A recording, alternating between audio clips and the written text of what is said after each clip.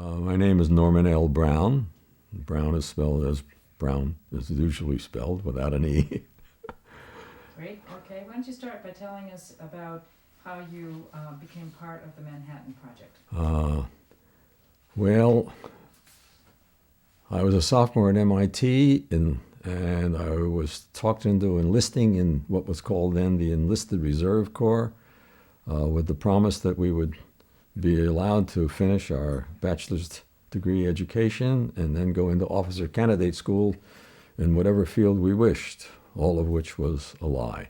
At the end of our sophomore year, I was called up, went into infantry basic training at Camp Fannin, Texas, and at the end of the 90-day cycle, we were asked. Many of us had been to college. We were asked if we wanted to go into the Army Specialized Training Program. I did. I went to the University of New Hampshire to study electrical engineering. Went to the University of New Hampshire in September of 1943. In June of 43, the Battle of the Bulge was requiring manpower, so most of the students at New Hampshire were taken out and sent to Europe for the Battle of the Bulge. 7 of us were saved, and we went down to the Virginia Polytechnic Institute to continue our courses in the Army Specialized Training Program. While I was there, I heard from a friend that there was a project going, a technical project of some sort in Manhattan. And so I wrote to one of my chemistry professors at MIT to ask if he knew anything about it, and he didn't. However, somewhere around the beginning of September of 40, I'll get my dates right, 44, a couple of officers came around who turned out were recruiting for the Manhattan Project.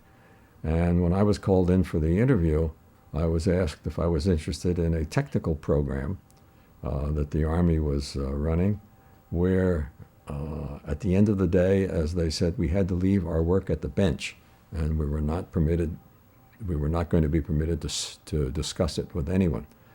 I said that indeed I was interested, and as I was leaving the room, one of the officers called me and said, "Soldier," and I turned around and I said, "Yes, sir." And he said, "You realize if you do this, you won't be carrying a gun."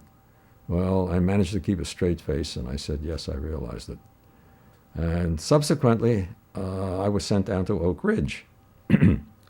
And we arrived there in the fall of 44. It was rainy, it was muddy. Where we were, there were no sidewalks, we were just in the mud.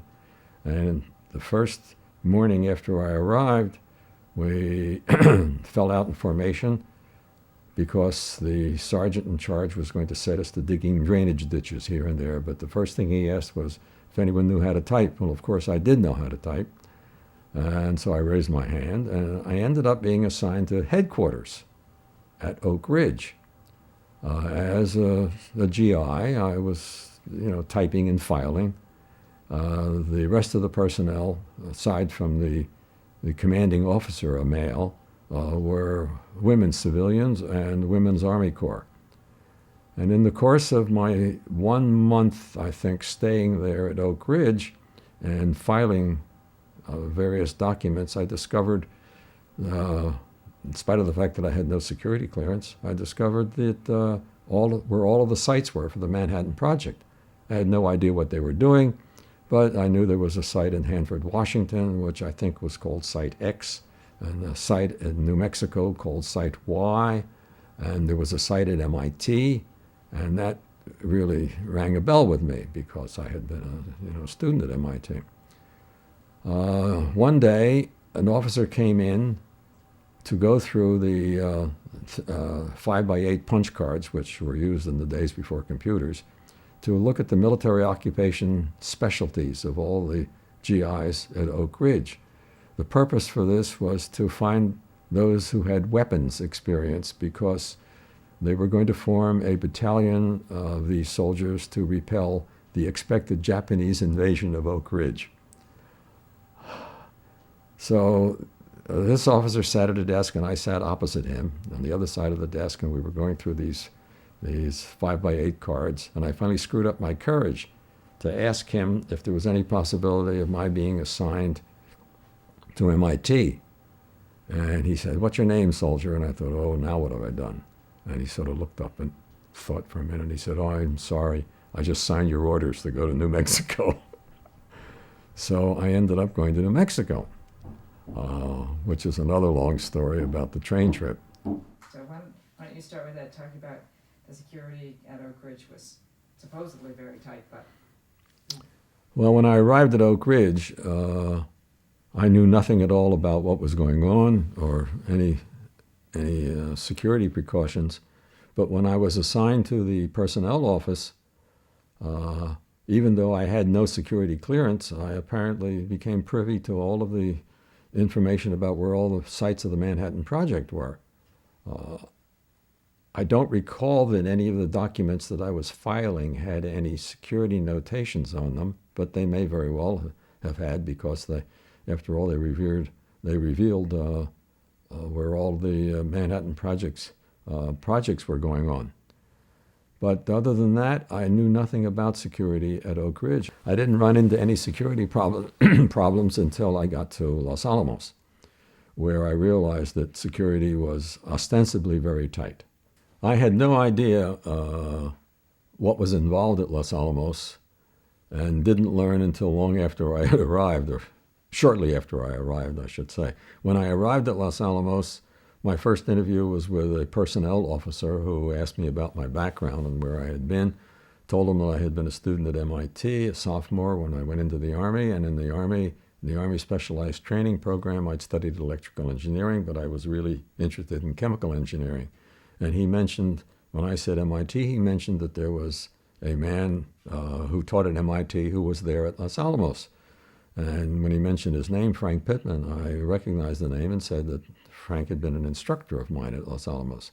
He took me to see Frank Pittman, who, after an interesting conversation, took me down to see Art Wall, who was in charge of what was called the wet chemistry section of the Chemistry and Metallurgy Division at Los Alamos in D building. And Art took me into his group.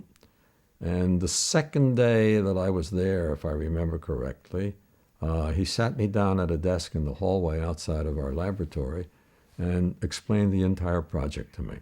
He explained about transuranic elements, of which I had not heard, of course, at that time, because it was all secret. And he explained about fission, and he explained about what they were trying to produce. All this time, bear in mind that I had no clearance whatsoever. Eventually, I got what was called a confidential clearance. I think the badge was colored green that identified the state of my clearance, because the criterion for a secret clearance was a bachelor's degree. And since I didn't have a bachelor's degree, I didn't have secret clearance. Ostensibly, security at Los Alamos was very tight. However, in actual practice, it was not tight, and this was primarily because even though the Army wanted to require tight security, the civilians were doing the work, and they didn't care much about the security, which was why I suppose Art felt completely comfortable explaining everything to me. And in the course of my activities there, if I needed to see a secret document for some reason or other, in connection with my work, I simply asked somebody who had secret clearance to get the document out of the files for me. And then I read it, and I gave it back to him, and he put it back in the files. So the tight security was in theory, but not necessarily in practice. How did the military's emphasis on security, if it had been strictly enforced, how would that have affected the kind of work, your work performance? Well, if it had been strictly enforced, I wouldn't have been able to do the work that I was doing, because I was purifying plutonium. And this whole process required some access to some of the technical papers that had been published about the chemistry of plutonium, and I would not have been able to do that. Nor would my colleague. I guess now Jim Gergen, I think, had already, he and I were doing the purification. I think Jim had already graduated and had a bachelor's degree, so I think he had a secret clearance, but I certainly didn't. I couldn't have been involved in purifying the plutonium if the security regulations had been strictly enforced. And that's another interesting topic because when the shipments of plutonium came in from Hanford, they were received by Frank Pittman and the one GI on his staff, who were constituted what was called quantity control. These two people had to keep track of where every gram of plutonium was on the project so that there would be no chance that a critical mass of plutonium could be collected in any particular laboratory. So Frank and his GI, Al Luft, received the plutonium shipments from Hanford. They came to me with the receipt that I had to sign, acknowledging that I had received a certain amount of plutonium that Hanford claimed was in the in the flask of plutonyl nitrate that we got. And then I took a tiny microliter sample and sent it to radioassay. I think was in charge. Becky Bradford was in charge of it at the time. They analyzed it by measuring the alpha particle emission. Knowing the specific radioactivity of plutonium, they could back calculate to how much plutonium was there. And then I back calculated how much plutonium was in the flask. And there was always less plutonium in the flask than Hanford had claimed was there. But I had to sign a receipt for what Hanford said was there. I kept records of all of the shipments of plutonium that came in, the date they came in, the amount that Hanford said was in it, the amount that I removed for analysis, the result of the analysis, the calculation of what was actually in the flask, the discrepancy, the amount that we ended up purifying because we measured what came out of the purification process, which was eventually a powder that went to the dry chemistry group for further processing. And I kept this all on a chart.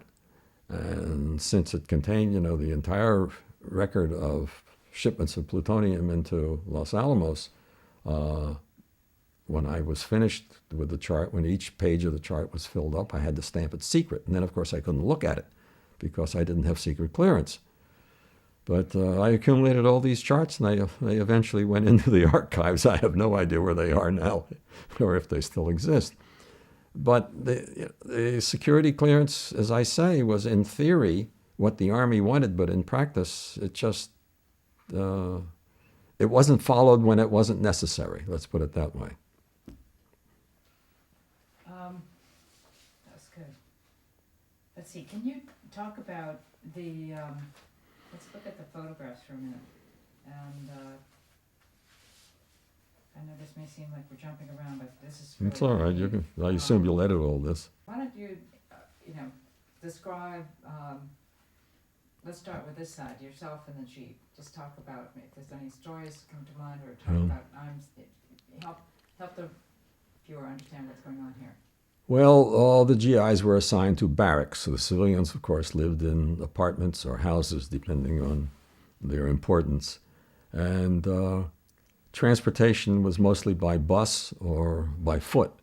But for some reason or other, I was fortunate enough to have access to a Jeep. And I drove the Jeep every chance I could get, in order to avoid walking.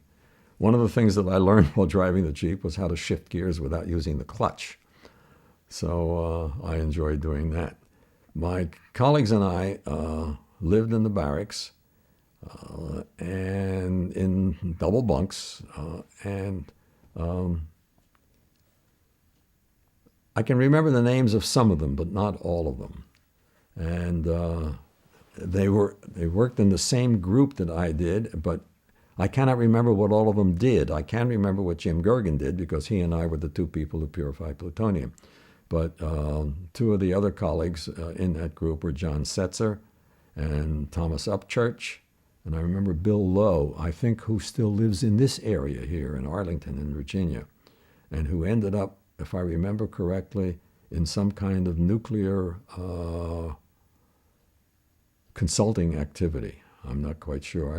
I visited Art Wall, who was my boss at Los Alamos, 2 years ago, and he caught me up to date with what some of these people were doing. How did most of your colleagues come to Los Alamos? I don't actually know how most of my GI colleagues came to Los Alamos.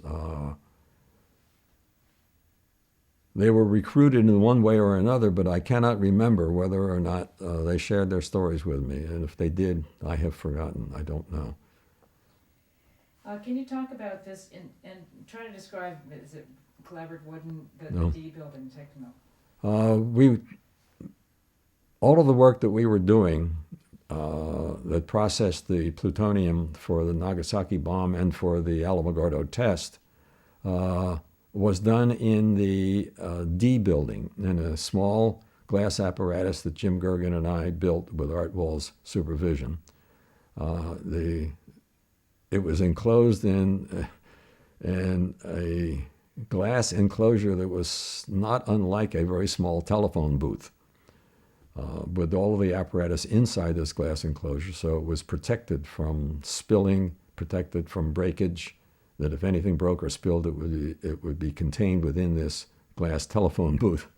All of the operations were done remotely so that we didn't have to we didn't have to put our hands inside the booth in order to do the manipulations. The operations were essentially reacting the plutonium with various reagents and forming precipitates and filtering the precipitates and then redissolving them with other reagents and forming precipitates and filtering. And eventually we came out with this white powder that I may have mentioned before that went to the dry chemistry group. After the two bombs, the two plutonium bombs were detonated, preparations were made to construct a large building where large reactors would be installed so that large quantities of plutonium could be made. They couldn't be made in this little laboratory apparatus that we had, although we succeeded in making enough for the Alamogordo test and for the Nagasaki bomb. And the building that was being built to house this large-scale equipment was out on a mesa, and it was called DP site.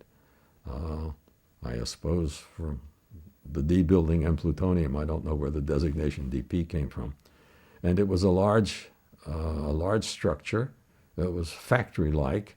It was going to contain large reactors and large stirring rods to stir the soup while it was being processed. And I do remember that because of the potential corrosive nature of the chemicals, instead of glass stirring rods, which they couldn't use because of the size, they were planning to use tantalum stirring rods. And a large crate containing a huge bar of tantalum, as I recall, it was about 2 or 3 inches in diameter, and it must have been at least 12 feet long. It was going to be fabricated in these stirring rods, was sitting outside our laboratory in the hallway. I subsequently learned from people in the electronics division that the large-scale vacuum tubes that they were trying to order for building electronic equipment, high-power electronic equipment, couldn't be manufactured by the manufacturers of this equipment because they couldn't get any tantalum. That all of the tantalum had been requisitioned by Los Alamos, and it was sitting on the floor of the outside our laboratories. The chemical engineers who were responsible for this and for the design of the air exhaust system in this building had never built anything like this before, never designed anything like this before. And I can remember the story that when the exhaust fans in the DP building were first turned on, the ducts that were installed couldn't handle the fans, and the ducts all collapsed. So everything had to be redesigned and rebuilt. To what extent was there, you described that telephone booth with the remote handled plutonium, Who designed that equipment? How did this come? I think most of the equipment that we used for the purification in our laboratory was probably designed by Art Wall, because he and Joseph Kennedy were the two graduate students of Seaborg who had first identified plutonium from a cyclotron bombardment of a target. I think it was uranium, but I'm not certain at this point what the target was. But they identified it, and of course Art separated it by chemical means. So he was the one person, I think, in the project who had the most experience with the chemical properties of plutonium. He must have designed this apparatus, and Jim and I built it.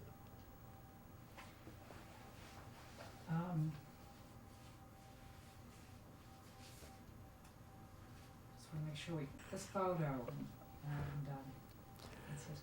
After the Nagasaki bomb was dropped, of course, there was I think an airplane that accompanied the Enola Gay that took photographs.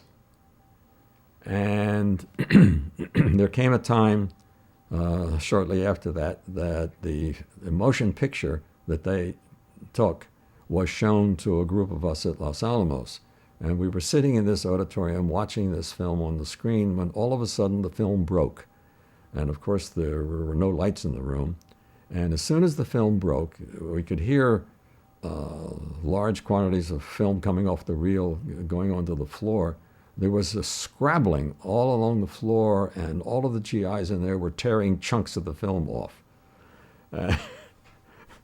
Eventually, then the lights went on. Of course, everybody was all innocent, sitting back in their seats, pocketing these pieces of film. Eventually, some of the pieces of film since they were positives, they had to be made into negatives, and then they had to be printed again. And we all received prints of parts of that Nagasaki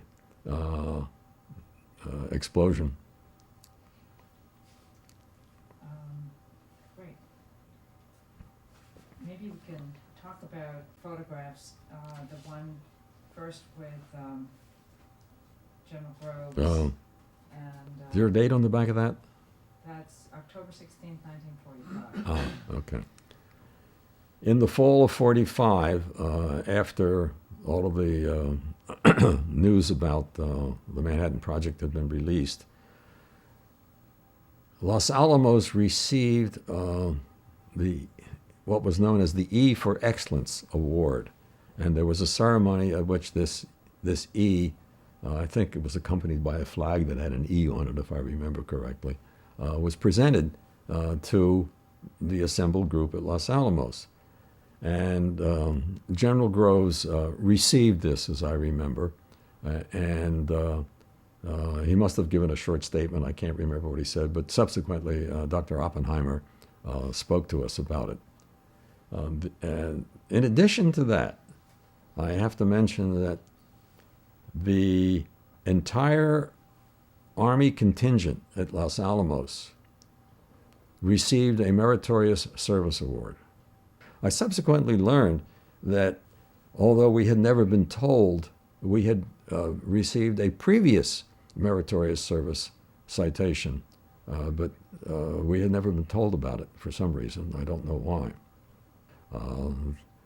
When we received this award, we were permitted to wear on the sleeves of our uniform a golden wreath. The citation that accompanied the award was that we were receiving this award because of our low venereal disease rate, our low rate of being absent without leave, and the fact that we kept our barracks and equipment in very good condition. The interesting thing about the barracks being kept in good condition, I'd like to describe, is that sometime after, again in the fall of 1945, there was a water shortage at Los Alamos. We subsequently learned that the water shortage was caused by the fact that somebody had opened a drain valve at the reservoir up in the mountains and drained the reservoir.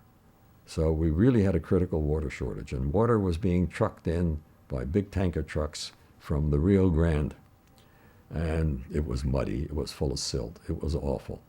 But during the course of this water shortage, an order came out that we had to scrub our barracks floors, we had to wash all the windows, we were not permitted to take showers, and we were not permitted to waste water, but nevertheless, we had to scrub the floors and wash the windows and keep the barracks in very good condition. Well, there was also a notice that came out that said that it had come to the attention of certain officers that certain enlisted men were wasting water. And if any enlisted man was caught wasting water, he would be court-martialed. During this time, an officer came into our barracks one day for an inspection, and he noted that we were not sleeping head to foot. And he stood there in the middle of the barracks for 5 minutes and lectured us, saying that we had to change our bunks around so that we would sleep head to foot, because they were really worried about the sanitary conditions of the GIs. They weren't concerned with the fact that we couldn't take showers or the toilets didn't run, but they were really concerned about the fact that we weren't sleeping head to foot in the barracks. Don't ask. Don't ask. How did you feel about the reasons you were given this Meritorious Service Award? When we were given the Meritorious Service Award, I don't recall that. Let me start over again. When we were given the Meritorious Service Award, we were somewhat distressed at the reasons, because there was no acknowledgement whatsoever of what the members of the Special Engineer Detachment had done. And after the presentation of the award, Oppenheimer gave a little speech, which I described in one of my letters to my father, took a little of the sting out of it, because he expressed his appreciation of what the SED, the Special Engineer Detachment, had done in terms of all the technical work that was achieved at the project. Can you summarize, for people who don't know what the Special Engineer Detachment is or did, can you talk about it? And start with the Special Engineer Detachment. The Special Engineer Detachment was a group of soldiers, all men, as I realized recently. Didn't occur to me at the time, but they were all men. Group of soldiers who were scientists, either having had graduate degrees or bachelor's degrees or some college education. In my case, I had 2 years of college. I didn't have the bachelor's degree yet. But we were all doing scientific and technical work. In our case, it constituted really research of some kind, because we were experimenting with chemical methods of purifying plutonium. So the entire SED, or Special Engineer Detachment, constituted what was called in the press science soldiers, or soldier scientists, I guess it was the expression, soldier scientists. However, it didn't give us any special status when discharge from the Army was concerned, because General Groves at one point made a statement that he didn't consider the SED as anything special, and as a consequence, he wasn't going to make any efforts to have us discharged sooner rather than later. Those of us in the SED, or at least in some parts of the SED, didn't have too many opportunities to deal with Dr. Oppenheimer, or Oppie as everybody called him. But he did come around to our laboratory occasionally. We all liked him very much. He was a wonderful speaker. He was a sensitive man. And whenever he spoke to us, we really enjoyed listening to him. General Groves, on the other hand, was roundly hated by all of the enlisted men. I have no idea how the officers regarded him, but the enlisted men certainly did not like him. He came to our lab one day, to the D building, and for an inspection, and came to our lab, and we all gathered out in the hallway to be there. I had in my hand a flask containing sulfuric acid that I was using to clean the flask. And when he came around, I was sorely tempted to drop that flask at his feet, but I didn't. I restrained myself. His only comment to Art Wall, who was this wonderful civilian who was head of our group, was, you're the man who lost a gram of plutonium. And then he turned around and walked away. The gram of plutonium that he was referring to was, I believe, the amount of plutonium that Jim Gergen and I discovered in a graduated cylinder.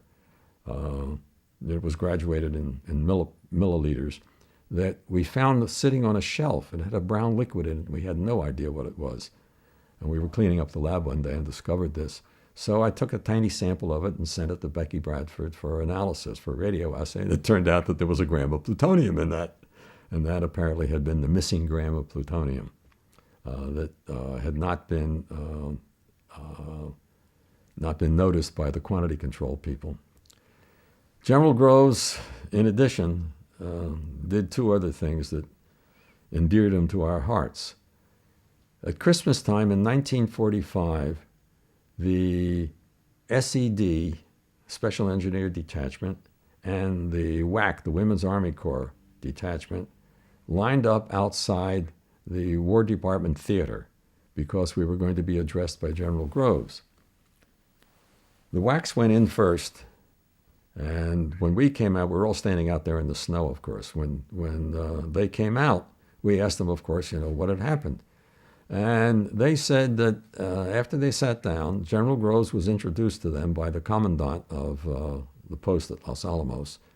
And Groves stood there and said to them, "Girls, take a good look, because this is probably the closest you'll ever come to seeing a general."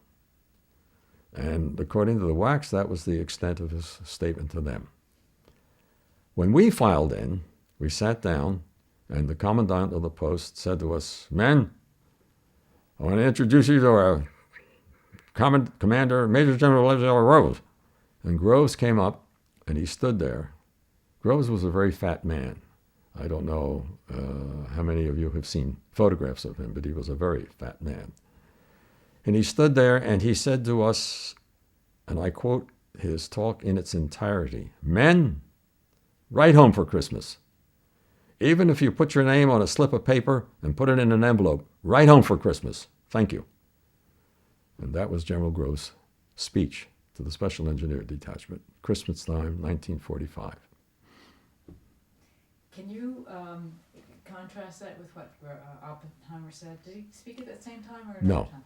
No. Okay. That was strictly Groves. Talk about the Association of Los Okay. Alamos Scientists and how you all felt about dropping the bomb. And so forth. After we'll go back to how we felt about dropping Yes, the bomb. okay, why don't you do Right? that? When the time came after the Alamogordo test for the bomb to be dropped on Hiroshima, I guess it's Hiroshima is the way it's pronounced. In any event, most of us felt that. Why don't you start again? Okay. Most of us at Los Alamos felt that the nuclear weapon should not be used in war first, that it should be demonstrated to the Japanese before it was used. This, of course, was after VE Day, so there was no question about using it in Europe. But the powers that be decided that they were going to use this weapon. So the first one went to Hiroshima, and although we were distressed, most of us, at the fact that it had been used, we were, in a sense, relieved that the results of our efforts had finally been used, and relieved that the news of the work at the Manhattan Project was now public, so that we felt freer to talk. Censorship wasn't eliminated until, I don't remember, I think it was sometime September or October. Censorship was lifted, and that was the first time that I was able to seal my letters home, because prior to that time, all of the letters that went out of Los Alamos had to be opened because they were read by censors. But shortly after the Nagasaki bomb was dropped, the civilians, primarily civilians at Los Alamos, the civilian scientists, formed an association called the Association of Los Alamos Scientists, or ALAS, or ALAS as the case may be. And many of us soldiers, many of the SED joined ALAS. And on several occasions, Oppenheimer spoke before this group. His speeches were always very moving. He was a very erudite, sensitive, introspective, philosophical scientist, theoretical physicist. His speeches were superb, and I can remember the speech on November 2nd, in particular, in 1945, that he gave, a very long speech. After he was through, there was a full half-minute of silence before anybody applauded. They were so moved by what he had to say. He was concerned about the condition in the world. He was concerned about war. He felt that the only way to eliminate the further use of nuclear weapons was to eliminate war, which, of course, is a very sensible attitude. General Groves, on the other hand, as I discovered as I was going through my records, was quoted in the newspaper as wanting to be relieved of this tremendous responsibility that he had. He claimed that he was the only person in the world who knew where all of the nuclear weapons were kept. Well, of course, there weren't any nuclear weapons by that time. They were all used up. But that's beside the point. He claimed that he was the only person in the world who knew where they were all kept, and he wanted to be relieved of this responsibility. He also felt that the country, the United States, was deteriorating and would continue to deteriorate because there was nobody in a position of authority who was willing to take responsibility. And that was our wonderful General Groves.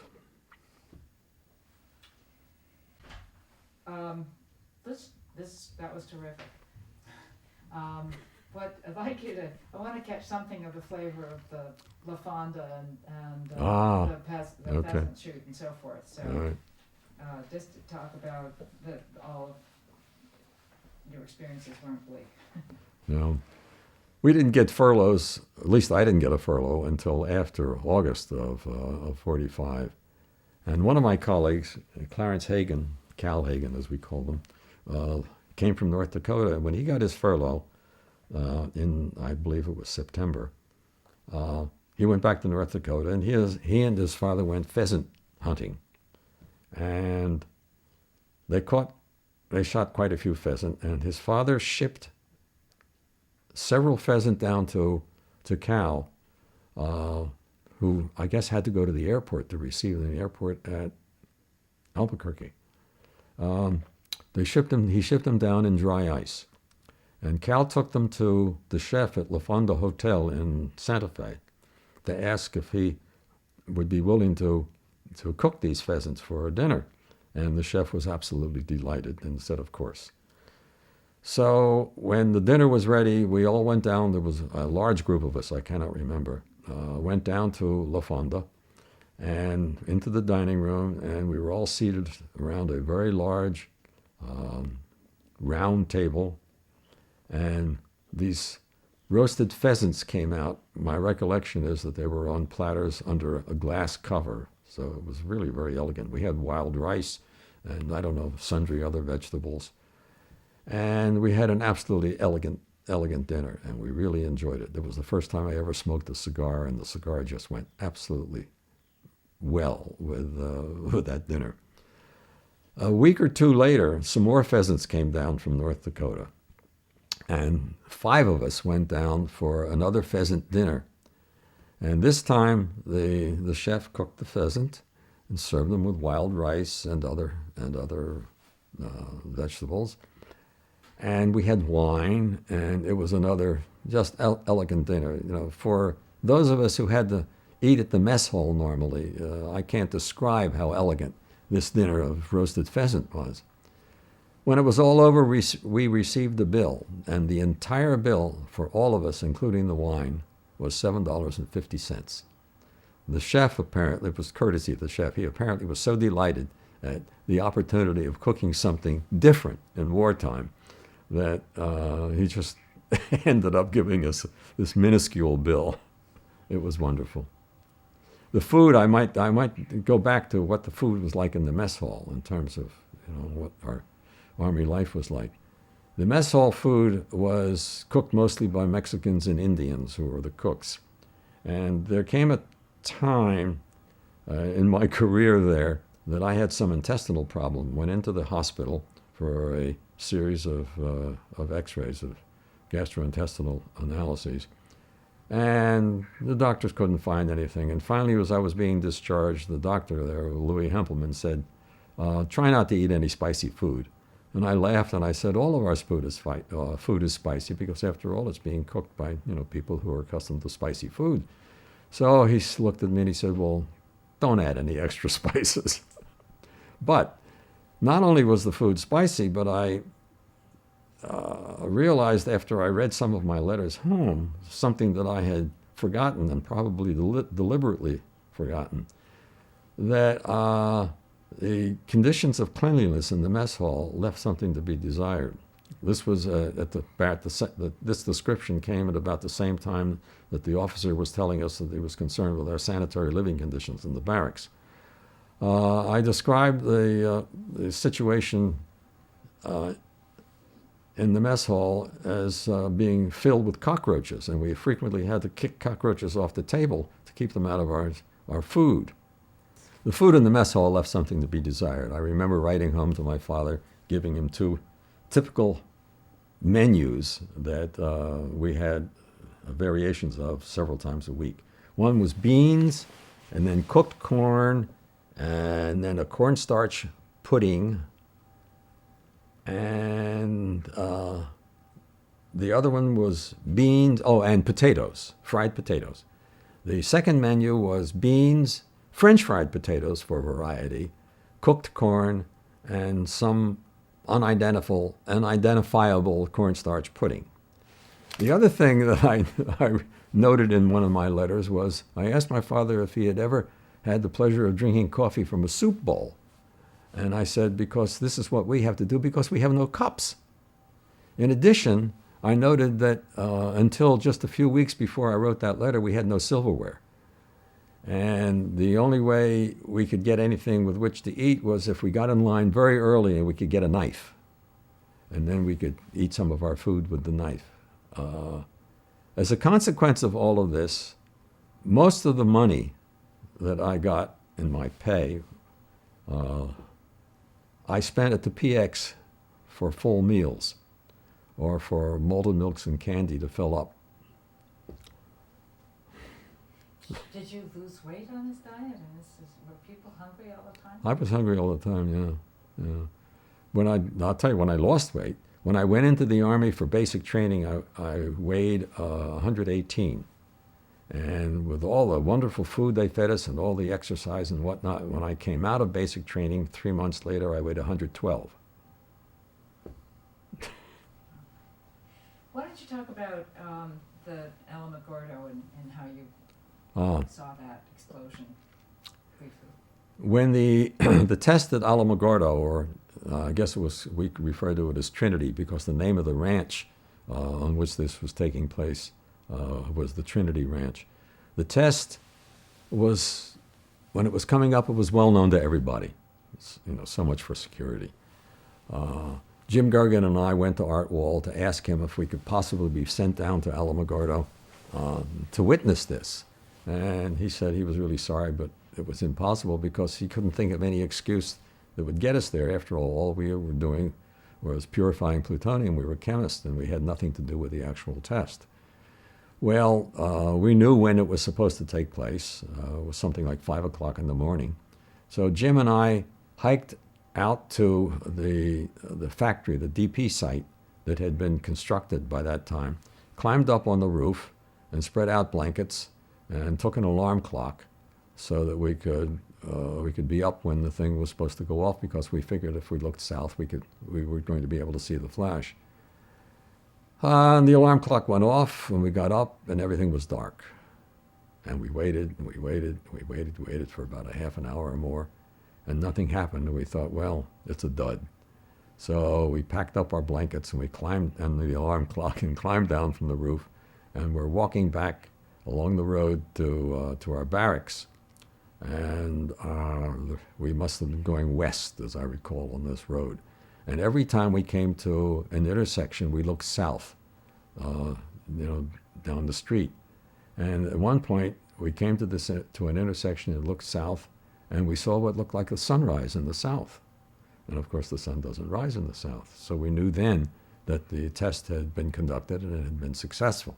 We subsequently learned that the delay had been caused by weather, and they were waiting for a thunderstorm to disappear. And of course, the news reports or other reports from Los Alamos indicate that during this thunderstorm, Don Hornig had to climb the tower and babysit the device. And everybody was afraid that lightning might hit the tower and start things going, but Don apparently didn't seem concerned. And of course, the storm passed, and somebody telephoned up to him and said, "Okay, Don, you can come down now." And then, of course, he went into the bunker, which was, I don't know, many thousands of yards away, and they set off the explosion. How did you feel about the success of Alamogordo? Well, we were all very elated that this device that everybody had worked on worked. And the Alamogordo thing, of course, was a plutonium bomb, whereas the Hiroshima bomb was a uranium bomb. And Jim and I hadn't worked on the uranium bomb. We didn't know anything about. I don't remember who was doing the purification of that, but we certainly weren't. But we were elated that our efforts, succeeded. But then we began to be concerned about, as I may have stated before, be concerned about the use of the bomb in war on people. That we really preferred that a demonstration similar to the one at Alamogordo be conducted for the Japanese, but of course that wasn't done. How did you feel, and you and the others, once you learned that of the devastation of the Hiroshima and Nagasaki? Well, we didn't really know much about the devastation until long after the bomb had been dropped. None of that news came back to Los Alamos, as I recall. I left Los Alamos in February '46, but of course by then everybody knew what had taken place. But I don't remember any news of that devastation penetrating Los Alamos. It must have, but I have no recollection of it whatsoever. Subsequently, when I learned about it, of course, I was devastated. I visited Hiroshima and Nagasaki in the 90s and went to the memorials. The one in Hiroshima was particularly moving, and what impressed me most about that, besides all of the photographs and the evidence that we could see on the ground of the devastation, was the fact that the main burden of the exhibits of the museum in Hiroshima was an anti-war message. It wasn't any resentment toward the United States for having dropped it, and it was an anti-war message. The Nagasaki memorial wasn't as impressive as the one at Hiroshima, as I recall. I think it was also, at the time, we saw it under some kind of reconstruction, and maybe that accounts for it. But after that trip during that trip to Japan, my wife and I met subsequently with a good friend of ours, a Japanese colleague of my wife's at the World Resources Institute. I had never told her about my role at Los Alamos, and I was reluctant to tell her.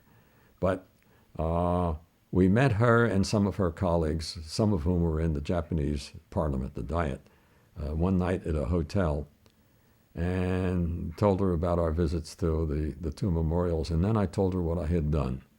And I was really afraid it was going to destroy our relationship, but it didn't, because she felt the same way that the curators at the Hiroshima felt, that, first of all, the Japanese had started this, and second of all, that it ended the war, and they didn't, for some reason or other, I still don't understand, they did not resent the fact that we had done this. Of course, there are some people who do, mostly the people who suffered, the horrible casualties at both cities. But basically, as far as I can tell, there isn't a significant amount of resentment toward the United States. There is a lingering resentment, probably in Japan and certainly in Asia, at the fact that these weapons were used only on Asians and they weren't used on Europeans.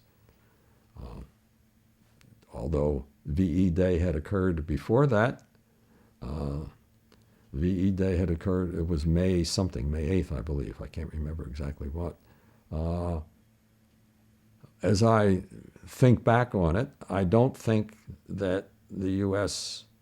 government would have used an atomic weapon in Europe, period, because of the fact that most of our civilization here in the United States is European based, and there are all of these cultural icons in Europe and all of the buildings that were part of our inheritance, so to speak, from the European immigrants. And I really doubt that such a weapon would ever have been used in Europe. But apparently it was used in Asia, and many Asians still resent it. Do you think that the Manhattan Project history and some of the properties ought to be preserved? I do think that the history of the Manhattan Project is something that should not be forgotten. And I know there are two organizations, the Atomic Heritage Foundation and one other organization, are devoted to preserving some of the history. I do think that the buildings in the technical area, to the extent that they aren't contaminated, some of the old buildings should be preserved if at all possible. It would be nice if the National Park Service took over some of this activity. But the last time I visited Los Alamos, which was 3 years ago, the technical area, of course, was totally out of bounds to anybody who wasn't working there. So I never got to see the old building in which I worked. I never got to see any of the old buildings. And I assume that they are still inside the fence that surrounds the technical area. But I don't see why those old buildings that aren't being used anymore, can't be made available to the public. I think it would be a very good idea.